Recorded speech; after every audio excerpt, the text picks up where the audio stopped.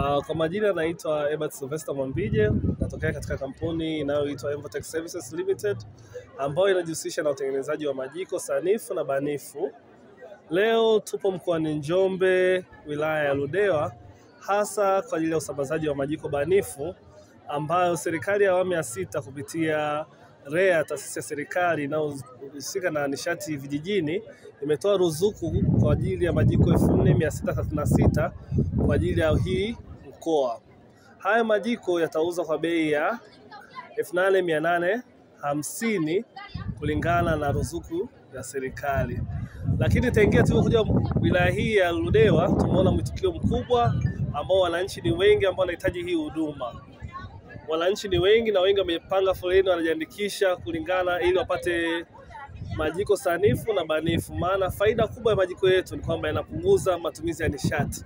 Kwa hiyo yanapunguza matumizi ya ukataji miti, lakini pia yanamlinda mama na mtoto against macho mekundu.